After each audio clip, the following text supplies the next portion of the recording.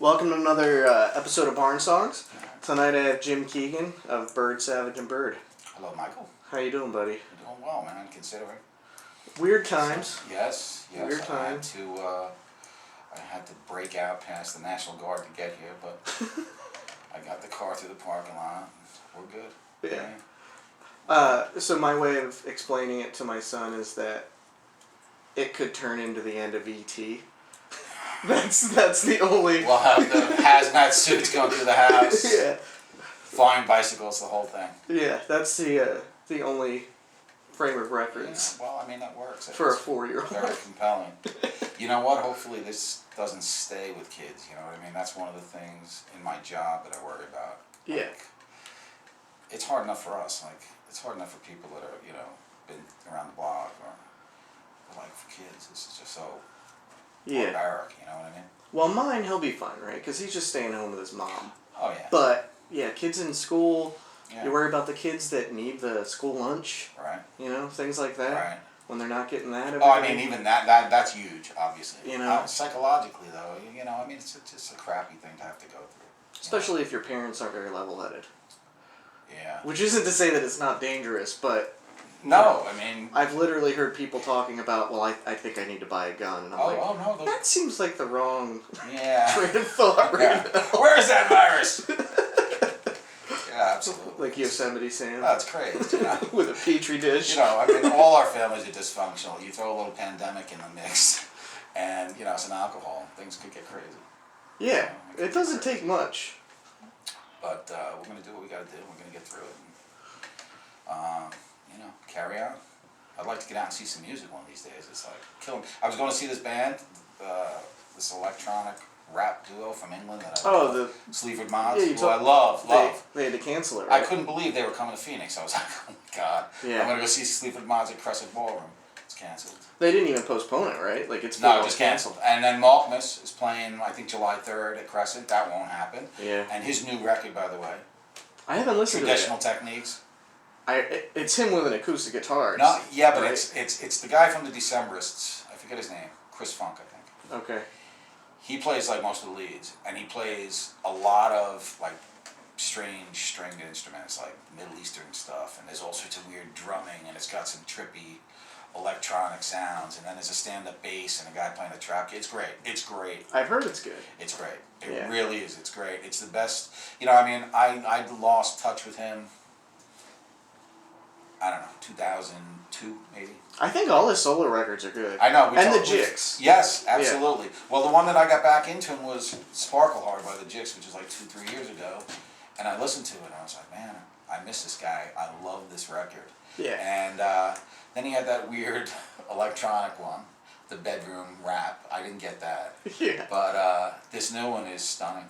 He's his own man. Stunning. He is definitely his own man. And the thing I like the best about him, I think at this age, he is so realistic. Like when I read interviews with him, I see him interviewed, and he's like, I'm doing my dad rock thing, and I'm doing yoga and playing tennis badly, and he, he's really cool. We were just talking about people changing, artists changing over time or whatever, and he's like, I get it. I get that people from Pavement don't dig the Jicks, don't dig my. He's like, I get it, I respect it. That's all good, but I'm just doing my thing, like. Yeah. And, Pavement is an impossible metric to compare somebody against, I mean, that's a once-in-a-lifetime phenomenon, in my opinion. Sure. He fills a void that no one knew was devoid, or void of, no one knew that vacuum existed until he filled it. Yeah. And, he's a very unique And I think the fact that, this new record in the last 3 or the last couple have been really strong. You like all the Jick stuff. I like some of the Jick stuff, but I kind of look at him in, compared to, I'm going to throw a few names out there, but, Lou Reed after he left the Velvets was so spotty, and, it's not for me to say, but, I think there's a lot of garbage there. Paul Westerberg after he left the Replacements. I mean, the Replacements changed my life. Yeah. They changed my freaking life, and I absolutely adore the Replacements. But there's just nothing there for me on the solo stuff. It just doesn't do it. Yeah. You know?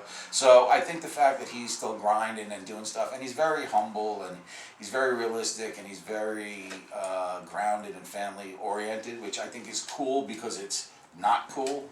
You know what I mean? Like, he's not playing to any own games. that. Right. Yeah. He's sitting around petting his cat and doing his thing. It's real. And saying, like, hey, if you don't dig the jigs, I'm cool with that. But, this is what I'm doing. Well, so the guys that get on my nerves, and we've talked about, and it's funny because they had their own little feud in the 90s, Smashing Pumpkins, where Corgan, and he's gone and done that stuff. He's gone off and he said, I'm going to change, and obviously they changed their whole... Line up, everything. Right? He's changed a million times, but he, gets defensive about it, and why can't I still sell out arenas? Where if you just own it and say, well, look, I'm going to play the club, I'll make a living. Dude, make great records and go on. And I'll just be happy. I mean, that's why, you got to reconcile. In a industry that has been decimated, right? Like you can't make money on records anymore. It's gone. That's part of the reason why I'm such a big Guided by Voices fan. Is he through his just insistence and dysfunction, he figured out a working model, a business model that works. We crank out freaking records at $1,000 a piece. Yeah. And we go out and play incessantly. Yeah. And the guy's 61 years old and he's kicking. They're still. I've seen every permutation. I've seen him solo with Seven Masters. I've seen all the Guided by Voices lineups. Their shows are just stellar. Still stellar. Yeah. So that's. Musically, has he changed? Well, I'm not sure how he could change. He's just so, not hit or miss, but he's just so scattershot with what he does. That's sustainable, and he does it. And kudos. I think it's great. Yeah, I think it's great.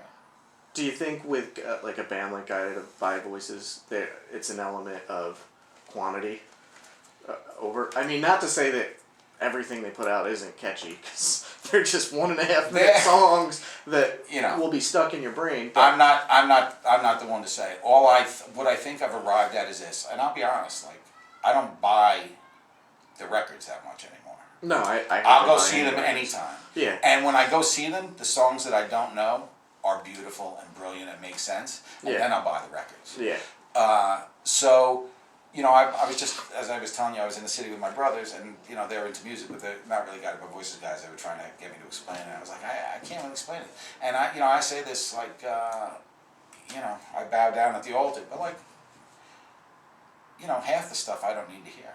And what I think I've realized is that's the way he wants to create, that's the way he needs to create to keep it going, and there are 3 gems on every record. Yeah. There are 3 masterpieces on every record. Yeah. And some of the records, some of even the recent records, the reunion era stuff, I think they put out 5 records. I think they could have put out 2.5 absolute masterpieces. Yeah. Yeah. So that's what he does. That's what he does. And we've talked before. That's how I feel about Dylan a lot of times. And obviously he hasn't done a record now in 10 years. Yeah. But for a good stretch there, when you're doing a record every 2 years and you write like he does, if you just saved them up for 6 years, you'd have a. Yeah. Yeah, it's funny though. And I, as a musician, this too. How much say, as a fan, do we think we need? When Dylan, went electric, and then when Dylan was doing the stuff with the band, and when later and in the early '70s, and then when Dylan went religious, and then he played then he had Infidels, and he's got Sly and Robbie on there. How many times did people have a chance to get off the boat? The fans have been like, he sucks, he sucks. Well, you know what? He's sucking his way to 80. Playing 100 shows a year. Yeah. I've seen absolutely transcendent Dylan shows, and I've seen some of the worst, shows that I've ever been to. Speaking of which, he's supposed to be coming to town. That's going to be. That's late in the summer, I think. I could be wrong. I think it was mid to late June. Oh, really? Oh, yeah. That's got to be canceled. It's gonna definitely be. He's in the high risk. he's a high risk category. It sounds like he might have respiratory issues to begin with. It's an underlying condition. Right. All right. Well, so what are you gonna play first today, or tonight? I should say. I'm gonna play a ditty. It's called Still. Original. It's an original. It's a song I wrote years ago that I kind of put away. I wrote it actually sitting on the bed about 10 minutes before I left my ex-wife. And it was kind of like I couldn't, explain myself any better. That's a headspace you don't get into very often. Right, and as a result, like I put the song away and didn't think about it for a long time. So now I've got some detachment from it, and I like singing it. It feels good. Yeah. It's about my son, and he was out here not too long ago, and I got to play it for him the first time live. And he was typically, ambivalent, not ambivalent. Yeah. I was like, what do you think? He's like, yeah, it sounded good. That's nice. I was like, you little bastard, like, you know about that song, how hard it was for me to write that song. And I was like, that's about me and your mother and you. And he's like, yeah, I know, Dad. Totally not impressed. That's the feedback my wife gives me. Everything I play her. Sounds good, huh? She's that's nice. That's pretty. Yeah. I'm like, this is the most amazing chord progression melody. I'm trying to save us. Yeah. This is the one that gets us the house in Paradise Valley. Right, I gotta sell one song. One song. My daughter just picked up the bass. She's 12. And she's a very artistic kid. And, she's always expressing herself and painting and written word and now a little music and blah, blah, blah, the way she dresses. And, we had a heart-to-heart not too long ago when talking about the creative process or whatever, if that's not too pretentious a term for it. And I was like, she asked me to explain myself. Like, well, why the hell have you been writing songs for 30 years, And I was like, I don't want to tell anybody this, but this is the way I fight back. This is how I, keep my sanity. This is my response to what's going on. Yeah. And, sometimes I get to go out and do it live, or somebody will listen to the songs, and we have a good conversation about it. And that's enough for me. Well, and you're right in that it's almost like you get to put on a mask. Yeah. Because there's lots of times. Or take off a mask even, Michael. Like, right. I could be more honest through my songs, Exactly. You can be more honest, right? But you can do it in a way where it's metaphoric. Yeah, or no one knows what your song's about. Well, that's right. And that's good. Because you... it's very hard to have a captive audience, right? Like, if I want to bare my soul to somebody, outside of like the 6 or 7 people that I put up with my shit for this long, it's very hard to have people like, say like, let's listen, what is this guy all about? Yeah. And you can spring that on them as a singer-songwriter or as in a band, where they're just kind of there thinking they're going to have a few pops and, maybe go home with somebody. Yeah. And, you can play something and get a great response, and that always feels good. It feels like kind of guerrilla. It's like a sneaky... Hit and yeah. Yeah, it's a sneaky stick attack. and move. Like, how's that chorus like, dude? The random guy who just happened to be at the bar that night. Right. So you can drop the bomb on them that way. I had a funny story. I'm a big Luna fan. I think I told you this. But anyway, I was going to see Luna because I was in the city and they were there all the time. I mean, I saw them 5 times in like a weekend. Yeah. And they were actually like telling me like, you got to get a hobby or something. Like, really? So like I knew the songs before the records came out, and on Pup Tent, one of their records, there's a song called Tracy, I Love You. Okay. I had known the song from hearing them play it like 6 or 7 times.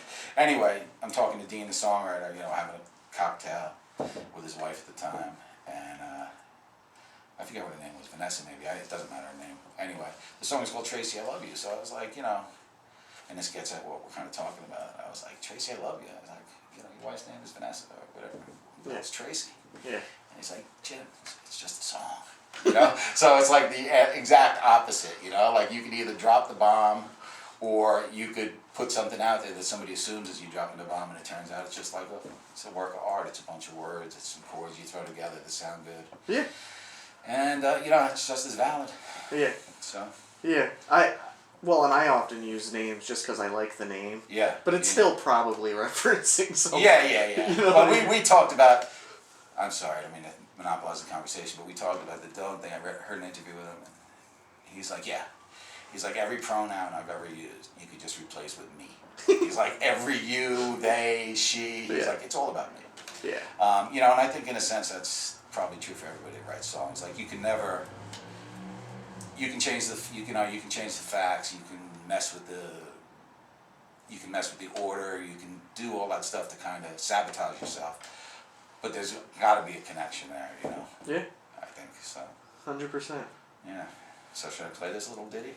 Well, I wanna do a this band or a this band with you. Oh yeah, let's go. Let's Um, go. and I'm not even sure where to take it because we've had such extensive conversations about music.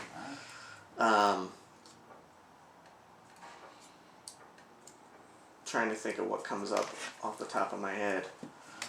I sort of want to throw King Crimson versus someone. Okay. Alright. But I'm drawing a blank for who I It's would, very hard to come up with a parallel. who's the You know what I mean? parallel for King Crimson. Yeah. Obviously, I already know you're a huge Kinks fan. I can't go down that alley. I know most of your avenues, I think, Yeah. musically. Yeah.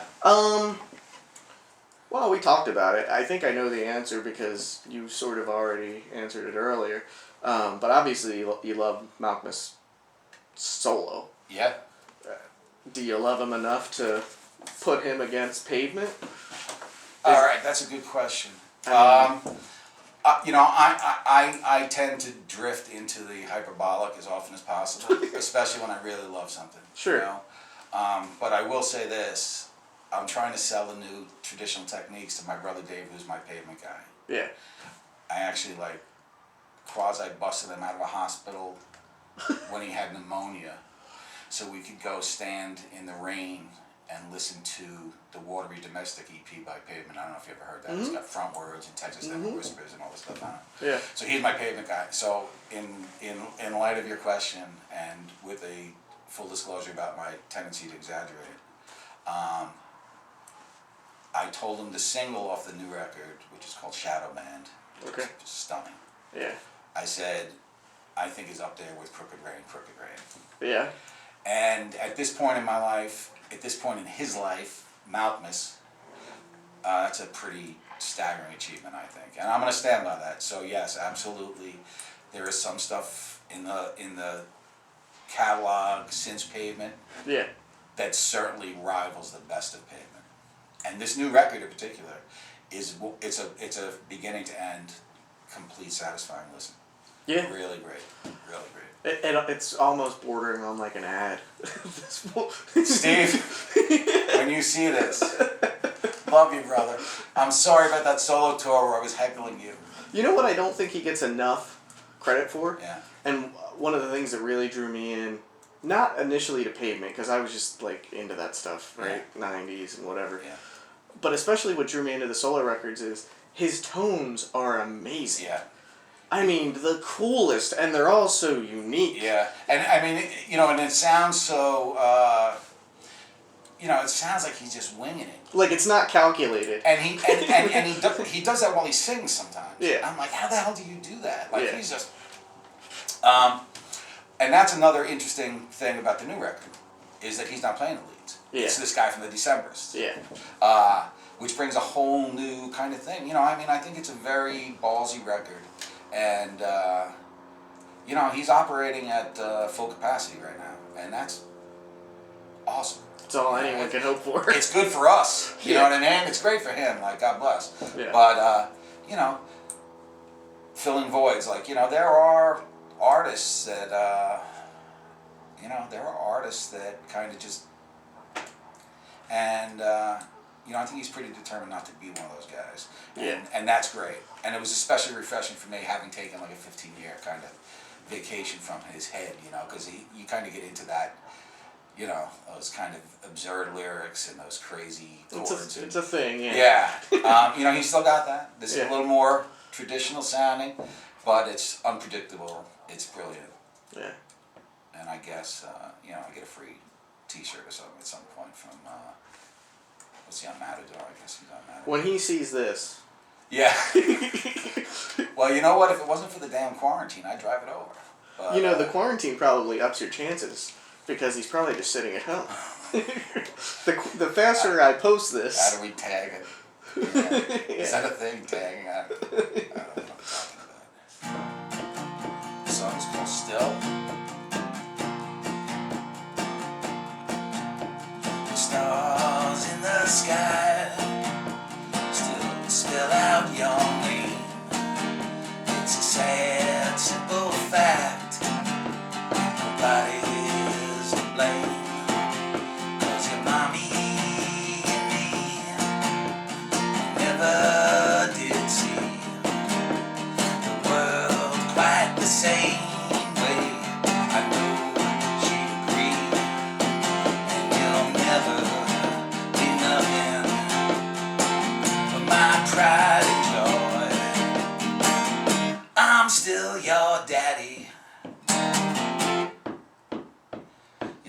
my little boy.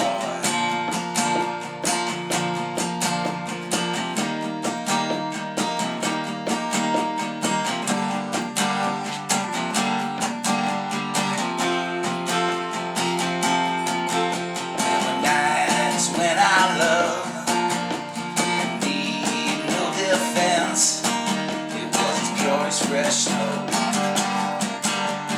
Absolute sense. But some people grow up and some fall apart. I shed enough sleeping tears. I fixed enough broken hearts. And your heart is the one thing I swore I'd never destroy.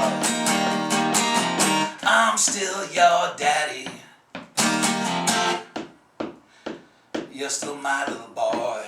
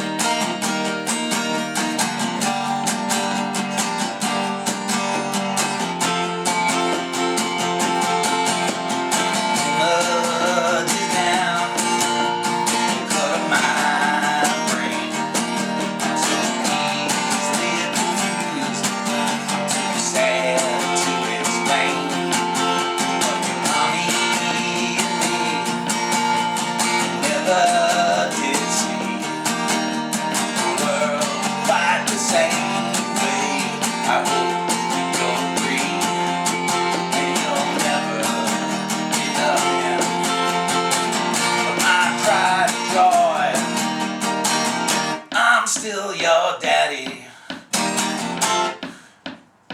You're still my little boy. You're still my little boy.